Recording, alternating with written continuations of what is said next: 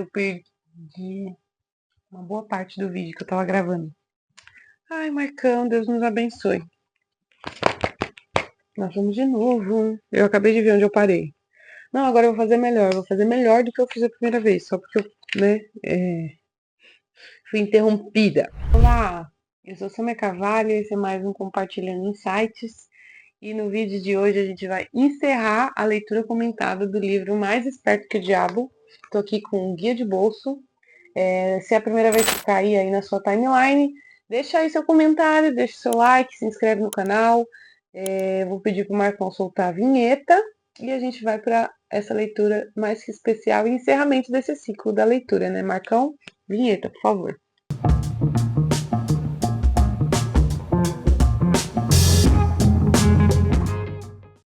Bom, gente, o link do livro está na descrição. Para quem quiser, como eu disse, eu deixo aí no. Eu montei uma lojinha na Amazon.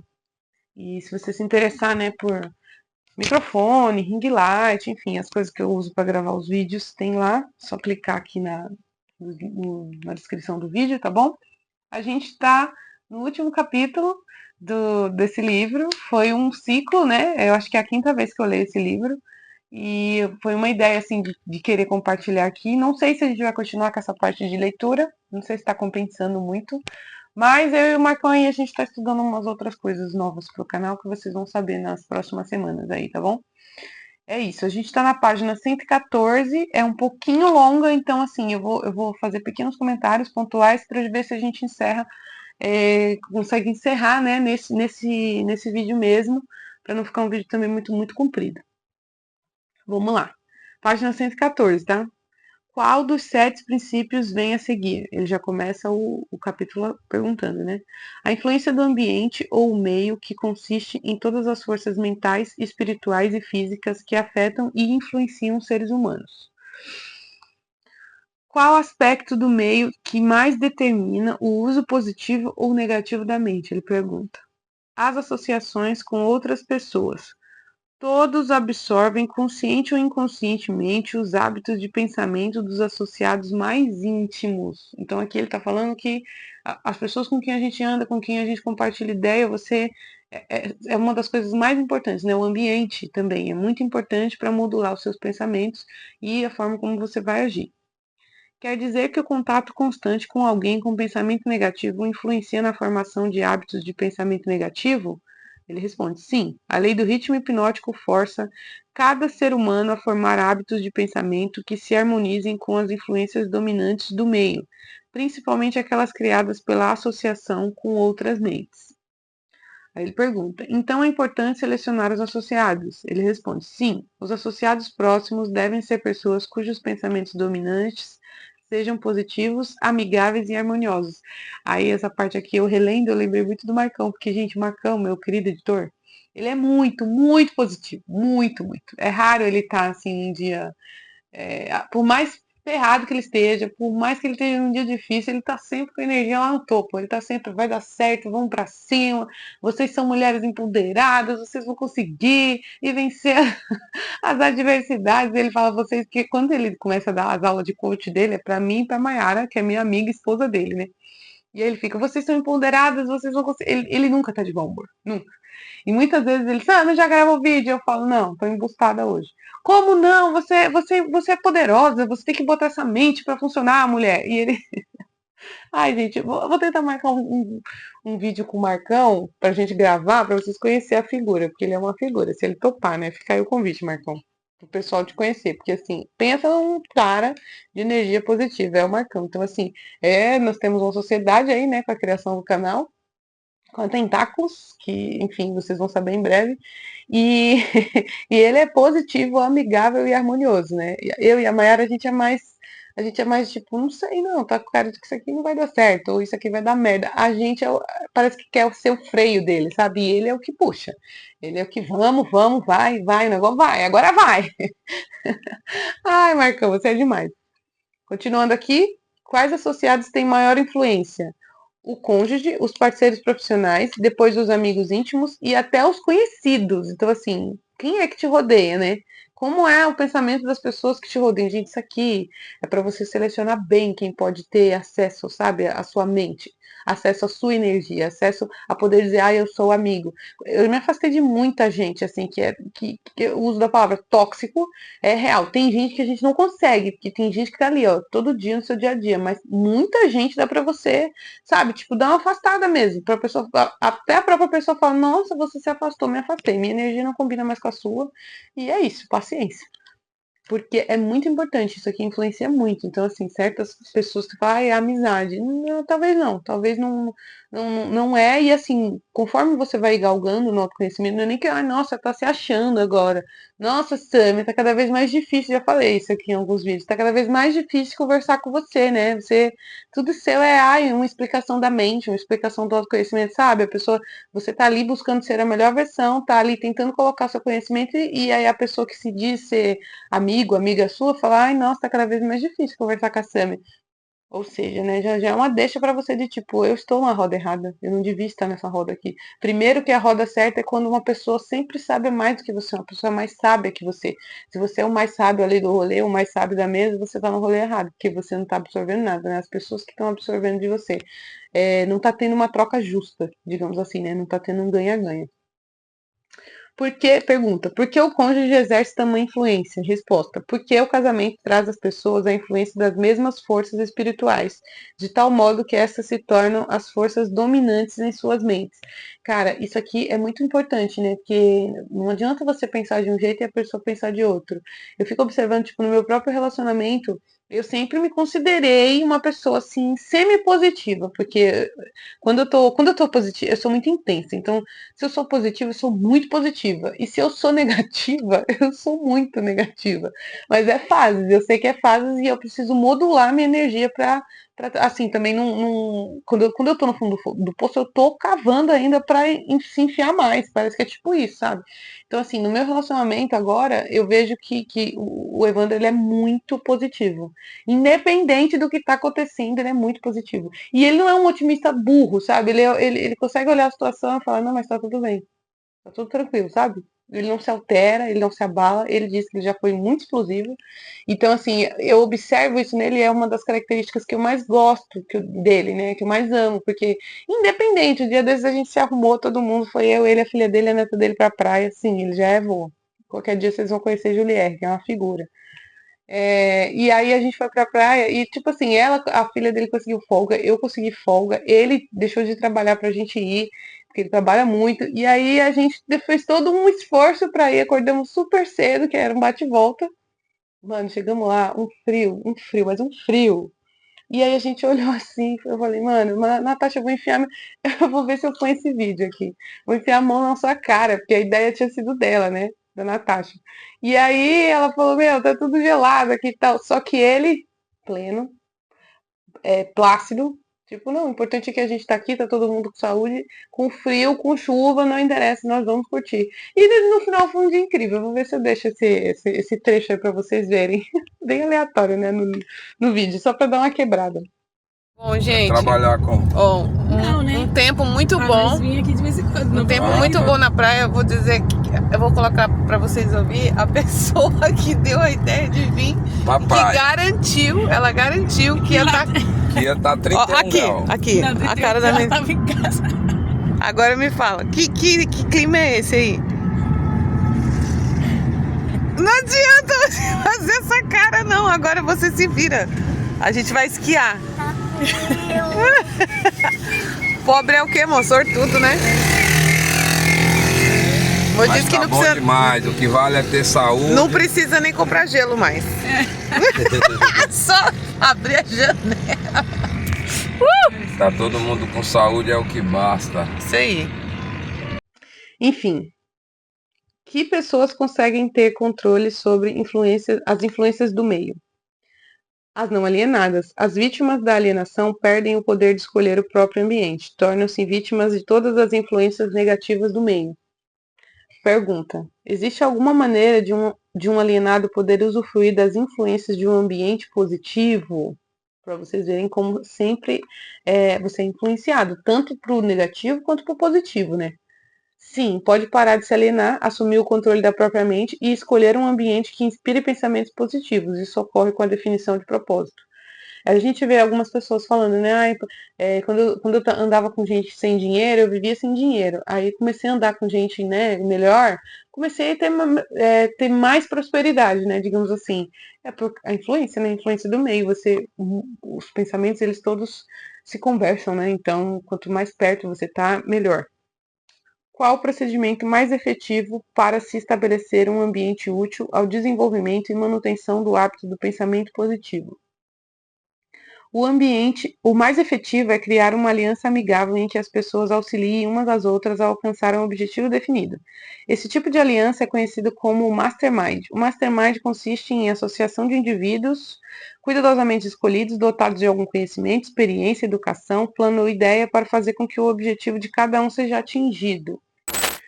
Os líderes mais bem-sucedidos buscam o auxílio dessa influência do meio. Pergunta: a responsabilidade com os parentes torna impossível evitar influências negativas do meio? Resposta: nenhum ser humano tem qualquer grau de responsabilidade em relação aos outros quando isso pode roubar seu privilégio de construir hábitos de pensamento positivo. Aqui, basicamente, eu gosto dessa resposta porque ele está basicamente falando assim: se você não estiver bem, se você não estiver forte, você não tem responsabilidade sobre o outro, né? Ninguém não pode ter. Você não pode ter esse tipo de carregar esse tipo de culpa, sabe? Tipo, ajudar o coleguinha sem você estar 100% bem. Por outro lado, todo ser humano tem o dever de remover de seu ambiente toda e qualquer influência que possa remotamente desenvolver hábitos de pensamento negativo. Então, assim, cabe sempre a você. Você vai levar para o lado positivo ou para o lado negativo, mas assim, nunca você pode querer influenciar o outro sem estar bem primeiro. Entendo assim. O que estabelece os hábitos de pensamento? Os hábitos de pensamento são estabelecidos por desejos inerentes ou adquiridos, pensamentos dominantes que agem pela lei do ritmo hipnótico, que são aqueles mesclados aos desejos mais profundos e intensos. Hábitos de pensamento são estabelecidos pela repetição dos pensamentos. Quais desejos mais inspiram o pensamento? Os desejos mais comuns são os desejos por e amor, por alimento, por autoexpressão espiritual, mental e física, pela perpetuação da vida após a morte, de poder sobre os outros, as riquezas materiais de conhecimento, de imitar os outros, de se sobressair sobre os outros e os 7 medos básicos. Pergunta: e os desejos negativos, tais como ganância, inveja, avareza, ciúme e rancor? Resposta: todos os desejos negativos não são nada, exceto frustrações de desejos positivos. Essa parte aqui eu queria chamar a atenção porque, assim, eu tive uma aula com o professor Ítalo Marcílio uma vez, e aí ele me. Assim, isso gerou uma chave muito grande na minha mente e eu queria deixar aqui. Se de alguma forma esses vídeos, tipo, sei lá, não te acrescentaram em nada, mas se isso aqui puder penetrar na sua mente, eu espero que a mensagem chegue onde precisa chegar, essa é a parte mais importante do vídeo para mim. Olha o que ele fala aqui: todos os desejos negativos não são nada, exceto frustrações de desejos positivos. E na pergunta, o Napoleão fala: os desejos negativos, tais como ganância, inveja, avareza, ciúme e rancor. Então, assim, mudou minha forma infantil de pensar essa aula do Ítalo, porque ele fala assim: o mal não tem substância. O mal não tem substância. O mal nada mais é do que a ausência de bem. E assim, a gente tem, eu pelo menos, né? E eu vejo que a maioria, o pensamento da massa é assim: ai, porque Deus deixa isso acontecer, porque que isso acontece, porque o mundo é ruim, porque as pessoas são ruins. Mas na verdade, a ruindade, a maldade, o lado negativo, ele é só ausência de bem. Então, assim, o mal em si não existe, o que existe é a ausência do bem. Então, quando você gira essa chave na sua cabeça, você para de ter esse pensamento infantil e você passa a se ver mais como protagonista de uma história e entender onde a sua força pode exercer um bem para tirar e eliminar aquele mal dali, entende? Então, essa parte, assim, para mim, de pensar foi a mais importante, assim, na minha jornada de autoconhecimento, que o mal não tem substância. O mal nada mais é do que a ausência de bem. Então, assim, se alguma mensagem tiver que penetrar na sua cabeça aqui, de todo o vídeo, que seja essa: o mal não tem substância. O mal nada mais é do que a ausência de bem. Por isso que é aquela história: o bem sempre vence, porque o bem é abundância, né? Ele não existe falta no bem. Se tem alguma coisa que tá aqui, como ele fala, na ganância, na inveja, na avareza, no ciúme, no rancor, pode observar, são todas faltas de alguma coisa, só tá faltando. Então, assim, não tem substância, na verdade, é ausente de essência, né? Ela só tá faltando bem ali. Então, assim, a gente tem que passar a olhar a realidade de uma maneira mais responsável e pensar onde a minha energia pode agir dentro disso aqui para transformar isso aqui em bem, porque o mal não tem substância. Enfim, grave isso aí. São inspirados de alguma forma de derrota, fracasso ou negligência em se adaptar às leis da natureza de forma positiva. Pergunta: vamos ao seguinte dos 7 princípios. Ele responde: o princípio seguinte é o do tempo, a quarta dimensão. O tempo divide os hábitos de pensamento em negativos e positivos. Os pensamentos de um indivíduo estão constantemente se modificando e recombinando para se adequar a seus desejos. Mas os hábitos não mudam de positivo para negativo ou vice-versa, exceto mediante algum esforço voluntário. Ou seja, tem que partir de você, né, da sua vontade. Se os pensamentos dominantes de uma pessoa são negativos, o tempo a penaliza construindo em sua mente o hábito do pensamento negativo. Os pensamentos positivos são da mesma forma construídos pelo tempo e acabam tornando-se hábitos permanentes. O termo permanência, é claro, refere-se à vida natural do indivíduo. Literalmente falando, nada é permanente. O tempo converte hábitos de pensamento naquilo que pode ser chamado de permanente durante a vida do indivíduo. Ou seja, o que tiver na sua mente é o que vai se materializar, o que você sustentar por tempo suficiente, né? Não adianta você, eu sou super positivo, mas não manter, não segurar essa frequência tempo suficiente para ver, né? Ter um projeto. Você, dentro dentro do jogo, da quarta dimensão, o tempo conta muito. Então, assim, é através do tempo que muita coisa vai se manifestar na sua vida, né? Na sua existência, no jogo da sua vida aí. Pergunta: quais as outras características do tempo em conexão com o destino dos seres humanos? O tempo é o elemento com o qual as experiências podem ser amadurecidas em sabedoria. As pessoas não nascem com sabedoria, mas nascem com a capacidade de pensar e podem, com o tempo, chegar à sabedoria pelos seus pensamentos. O que é sabedoria? Sabedoria é a habilidade de se relacionar com as leis da natureza de tal forma que possam servi-lo e a habilidade de se relacionar com os outros de tal forma que você possa obter deles a cooperação harmoniosa e consciente para ajudá-lo a conseguir qualquer coisa que você queira na vida. Então não tem jeito, né? A gente tem que orar por sabedoria, pedir para Deus sabedoria, porque se você tiver essa virtude aqui, pronto, você vai obter a cooperação harmoniosa das outras mentes, né? E você vai fazer as leis da natureza servir a você. Então, assim, se você tiver que pedir alguma coisa na hora de dormir, peça sabedoria. Conhecimento acumulado não é sabedoria? Não. Se fosse, as realizações da ciência não seriam convertidas em instrumentos de destruição. O que é necessário para converter conhecimento em sabedoria? Tempo e desejo por sabedoria. A sabedoria nunca pode ser imposta, é adquirida por esforço voluntário. O tempo modifica os valores do conhecimento? Sim, aquilo que é conhecimento apurado hoje pode se tornar nulo e inválido amanhã, devido ao rearranjo do tempo, dos fatores e dos valores, né, e do avanço de tecnologias e afins. Descreva os 2 últimos dos 7 princípios. O princípio seguinte é a harmonia. A natureza força tudo que estiver dentro de determinado ambiente a se relacionar de forma harmoniosa. Pergunta: a natureza força os seres humanos a se harmonizar com as influências de seu meio? Sim. A lei do ritmo hipnótico impõe a cada ser humano as influências dominantes do ambiente em que ele vive. Pergunta: se a natureza força os humanos a sofrer influência do meio em que vivem, como podem escapar de um ambiente de fracasso e de pobreza? Resposta: eles devem mudar-se imediatamente desse ambiente ou permanecerão orientados e envoltos pela pobreza. A natureza não permite que ninguém escape das influências de seu ambiente, mas concede a cada ser humano o privilégio de estabelecer o próprio ambiente mental, espiritual e físico. Entretanto, uma vez que tem escolhido seu ambiente, o indivíduo acabará se tornando parte dele. Este é o funcionamento inexorável da lei da harmonia. Então, assim, mesmo que quando a gente não está num ambiente tão favorável, a gente tem que começar a montar plano para sua mente te entender e te ajudar a sair dali, né? Pergunta: em uma associação de pessoas, quem estabelece a influência dominante do ambiente? O indivíduo ou os indivíduos que agem com definição de propósito?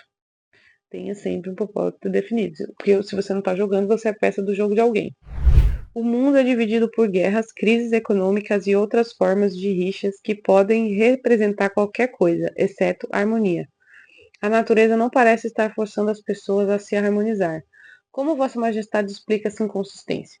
Ele responde: não há inconsistência. As influências dominantes do mundo são, como você diz, negativas. Muito bem, a natureza está forçando os seres humanos a se harmonizar com as influências dominantes do ambiente mundial. Manifestações de harmonia podem ser tanto positivas quanto negativas. A harmonia aqui quer dizer que a natureza interrelaciona todas as coisas que são semelhantes. Influências negativas são forçadas a se associar umas às outras, e assim com influências positivas, assim como as influências positivas se associam umas às outras. Então ele está dizendo que não tem inconsistência aqui, porque se está tendo mais energia negativa, né? Está tendo mais destruição, é porque existe toda uma cooperação no meio, como eu falei, né? Não tá o mal não tem substância, está tendo ausência do bem, está tendo pessoas que estão se omitindo de fazer a sua parte boa, de energia boa naquele, enfim, naquele meio. Por isso, líderes de negócios bem-sucedidos são tão cuidadosos na escolha de associados que pensem e ajam em termos de sucesso. Essa é a ideia. A única coisa que homens bem-sucedidos exigem é a harmonia entre seus associados. Outra característica de pessoas bem-sucedidas é se movimentar com definição de propósito e insistir para que seus associados façam o mesmo. Pergunta. Agora fale sobre o último dos 7 princípios. O último princípio é o da cautela. As pessoas alienam-se em todos os tipos de circunstâncias danosas por não exercer a cautela, por não planejar os movimentos. O alienado sempre se move sem cautela. Age primeiro e pensa depois, se é que pensa. Não escolhe seus amigos. Aliena-se e permite que pessoas se liguem a ele nos termos delas. Não escolhe uma ocupação. Aliena-se da escola e fica satisfeito quando consegue o primeiro emprego que garanta apenas alimentação e agasalho. Ele, né, destruiu a pessoa. Convida as pessoas a enganá-lo nos negócios por não se informar das regras. Convida a doença negligenciando quanto a informar-se das regras para ter uma saúde perfeita. Convida a pobreza por negligenciar quanto a proteger-se contra as influências do ambiente daqueles que são orientados para a pobreza. Convida o fracasso por negligenciar a cautela em observar o que faz com que as pessoas fracassem. Convida o medo pela falta de cautela em examinar as causas do medo. Fracassa no casamento porque não tem cautela na escolha do cônjuge e usa ainda menos cautela nos métodos de se relacionar após o casamento. Perde os amigos ou os converte em inimigos devido à falta de cautela em se relacionar com eles de maneira adequada. Então, assim, esse negócio da cautela, como eu falei aqui, eu sou CMT, o Marcão, a Mayara também. E o medo também eu encaro agora de uma maneira diferente depois que o Cadu falou.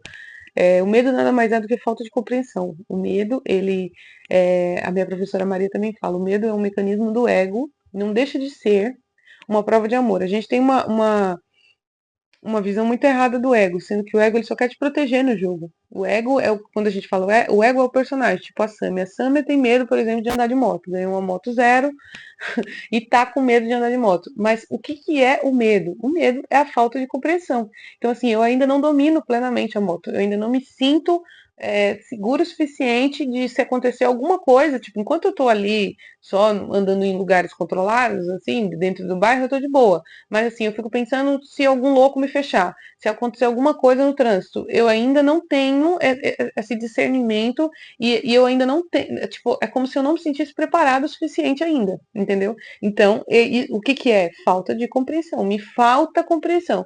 Mas conforme eu for iluminando, conforme eu for mostrando pra minha mente, é isso que eu quero, é isso que eu preciso, o medo ele se dissipa até que vira uma habilidade sua. E aí não existe mais medo. Por quê? Porque você compreendeu aquela habilidade. Tipo, você desbloqueou aquela habilidade dentro de você. Enquanto você ainda está na dúvida, é falta de compreensão. O medo nada mais é, eu aprendi com o Cadu, o medo nada mais é do que falta de compreensão. E o medo, com a Maria eu aprendi, o medo ele é um mecanismo de amor do ego, porque no fundo o ego ele só quer te proteger aqui dentro e quer que você sobreviva o máximo possível, entendeu? Então o seu lado espiritual, a sua parte espiritual que não é daqui, que é essa voz que sempre sabe o que tem que fazer e você ignora, então é para ela que você tem que dar ouvidos. E o seu ego vai dizer, meu Deus, mas não, não, não, não, não, isso vai dar errado, não, isso aqui. E aí é a hora de você fazer a terceira via, de você falar assim, não, peraí, calma, a gente vai aprender. Você conversa com o ego, você não luta com o ego, né? Porque tem uma galera aí que prega, nossa, mata o seu ego não. Não, o seu ego é seu amigo. O seu ego, ele leva ao amor extremo de tipo assim, eu vou te manter aqui vivo, então assim, por mim você não faz nada. É igual tipo um corpo parado, que tipo assim, não, mas tá tão gostosinho, fica aqui paradinho. Sendo que a gente sabe que o ideal é o movimento. Então, assim, a cautela que ele fala aqui, a gente negligencia algumas coisas. E o medo, a falta da compreensão de como a coisa funciona. Então, assim, você está aqui para integrar as partes, não é para anular o ego e também não é para viver só no mundo espiritual, sabe? Oh, meu Deus, vou esperar aqui a quinta dimensão acender e eu vou. Não é assim que funciona. O jogo é a terceira via, você fazer uma junção das duas partes e criar a realidade que você precisa. É assim que funciona o jogo aqui na terceira dimensão do espaço, quarta de tempo. Enfim, falei bastante, né, agora dessa pergunta. Está faltando cautela para todas as pessoas? Não, apenas para quem adquiriu o hábito da alienação. O não alienado sempre age com cautela. Pensa cuidadosamente em todos os seus passos e todos os seus planos antes de conversar. Conversa com seu ego, né? Entende por que você está assim e procura dominar melhor e vai avançando, né? O que não pode é se manter parado, né? Prepare-se para as fragilidades dos associados e planeja de antemão como enfrentá-las. Cuida de todos os detalhes, mesmo daqueles que parecem sem importância, e utiliza a cautela como meio de garantir o sucesso. O Cadu também fala muito isso, né? Que os detalhes são tão importantes que não deveriam se chamar detalhes. E é verdade, hoje eu aprendo isso. Eu não tinha muito isso, não. Mas agora eu vejo como os detalhes fazem diferença. Então, assim, você pode fazer um trabalho excelente, mas se você não cuidar dos detalhes, às vezes é o detalhe que pega, né, a pessoa que vai olhar o seu trabalho. E aí é aí que você consegue o que você quer. Cautela excessiva não é tão prejudicial quanto falta de cautela? Não existe cautela excessiva. O que você chama de cautela excessiva, na verdade, é medo. Medo e cautela são coisas totalmente diferentes. As pessoas confundem medo com cautela excessiva? Sim, sim, às vezes. Mas a maioria cria muito mais desastres e situações danosas para suas vidas pela total falta e não pelo excesso da cautela. Qual a forma mais vantajosa de se utilizar a cautela? Na seleção dos associados e dos métodos de se relacionar com eles. A razão é óbvia. Os associados constituem a parte mais importante do ambiente e as influências do ambiente determinam se a pessoa se torna ou não uma alienada, ou se forma o hábito da alienação. Aquele que exercita a cautela na escolha dos associados nunca se permite ficar íntimo de qualquer pessoa que não lhe traga alguma forma definida de benefício mental, espiritual ou econômico. Pergunta: esse método de escolher associados não seria egoísta? É a última pergunta do livro. É um método sensato que leva à autodeterminação. O desejo de qualquer pessoa normal é encontrar sucesso material e felicidade. Nada contribui mais para o sucesso e a felicidade do que a escolha cuidadosa dos seus associados. A cautela na seleção dos associados torna-se, por isso, a missão de todo aquele que queira ser feliz e bem-sucedido. O alienado permite que os seus associados mais próximos se liguem a ele nos termos deles. O não alienado escolhe os associados com cuidado e não permite que ninguém se torne íntimo sem que contribua com alguma influência útil ou benéfica. Então, assim, aqui a gente, nessa parte, eu senti que ele falou sobre. A gente tem uma visão infantil de tipo, a pessoa, eu pelo menos tinha, né? E eu vejo que muitas pessoas que eu conheço também têm. Fulano se aproximou de mim só por causa disso, não sei o quê. Mas assim, a gente precisa ver isso com outros olhos, né? A gente precisa ser útil. Então a gente não pode ser amado só por ser amado, né? Eu acho que isso aí só fica para os bebês, né? A gente ama porque ama. Que é alguma coisa natural ali que a natureza montou, porque aquele serzinho vai precisar de cuidados até ele conseguir se autodesenvolver sozinho. Então só cabe, acho que só os bebês a ser amado por ser amado. A gente tem que ser útil acima de tudo. Esse foi o final da leitura. Eu espero muito que a jornada tenha feito sentido para você, se você acompanhou desde o começo. Deixa aí seu like, deixa aí seu comentário. Estou muito feliz, espero que eu tenha de alguma forma contribuído aí para a sua jornada. E é isso, estou muito feliz com o nosso final de leitura. Não se esquece que o link da compra do livro, esse é o guia de bolso, está na descrição. Um beijo grande e até o próximo Compartilhando Insights. Fui!